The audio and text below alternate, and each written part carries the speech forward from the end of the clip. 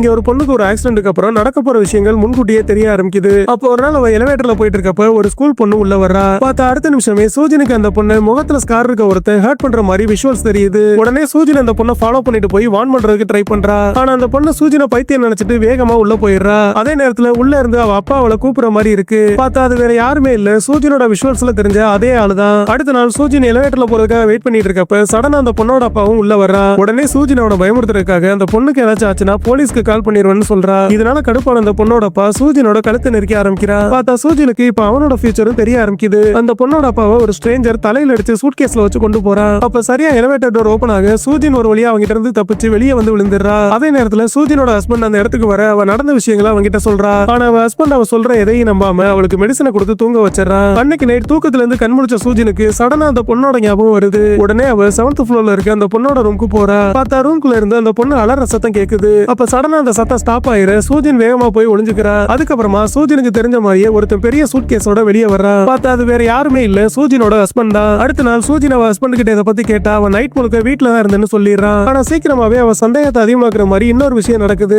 சூஜினுக்கு accident ஆகிறதுக்கு முன்னாடி அவ வேலை பார்த்த இடத்துல இருந்து அவ திங்ஸ் எல்லாத்தையும் அனுப்பி வச்சிருக்காங்க. அதுல இருந்த போட்டோஸ் பார்த்ததுமே அவளுக்கு தூக்கி வாரி போட்டுருது. ஏன்னா அந்த போட்டோஸ்ல இப்ப அவ கூட இருக்க ஹஸ்பண்டுக்கு பதிலா வேற யாரோ இருக்காங்க. உடனே பதறி போனவன் நேரா போலீஸ் ஸ்டேஷனுக்கு போயிடுறா. ஆனா அவ ஹஸ்பண்ட் ஆல்ரெடி அவ போன்ல ட்ராக்கரை இன்ஸ்டால் பண்ணிருப்பான். சோ சீக்கிரமாவே அவனும் போலீஸ் ஸ்டேஷனுக்கு வந்துடுறான். அவனை பார்த்ததுமே சூஜின் இவன் ஒரு கொலை பண்ணிட்டான்னு கத்த ஆரம்பிக்கிறா. உடனே போலீஸ்காரங்களும் அவங்க 2 பேரையும் கூட்டிட்டு அந்த பொண்ணோட அபார்ட்மெண்ட்டுக்கு போறாங்க. ஆனா அந்த அபார்ட்மெண்ட்ல ஆளுங்க இருந்ததுக்கான எந்த அடையாளமும் இல்ல. அதே நேரத்துல அந்த அபார்ட்மெண்டோட ஓனரும் அதை ரெண்டுக்கு விட்டு மாச கணக்காச்சுன்னு சொல்றான். அதுக்கப்புறம் தான் ஒரு ஷாக்கிங்கான உண்மை தெரியுது. ஆக்சுவலி சூஜின் கூட இருக்கிறது அவ ஹஸ்பண்ட் இல்ல, அவளோட வளர்ப்பு அண்ணன் தான். அவ இது வரைக்கும் பார்த்த எல்லாமே சின்ன வயசுல இருந்து அவளுக்கு நடந்ததுதான். அவ அண்ணன் தான் அவளை குடும்பப்படுத்தின அவங்க அப்பா கிட்ட இருந்து அவளை காப்பாத்திருப்பான். அதே நேரத்துல அவளை கொலை பண்ண பார்த்தா அவ ஹஸ்பண்டையும் கொலை பண்ணிருப்பான். அப்ப நடந்த ஆக்சிடென்ட்ல தான் சூஜினுக்கு இந்த மாதிரி ஆயிருக்கும். ஆனா கிளைமேக்ஸ்ல தான் அவ ஹஸ்பண்ட் இன்னமும் சாகலைன்னு தெரியுது. சோ அவ ஹஸ்பண்ட் அவளை மறுபடியும் கொல்றதுக்காக வர கடைசியா அவ அண்ணன் அவளை காப்பாத்துறதுக்காக உயிரே விட்டுறான்.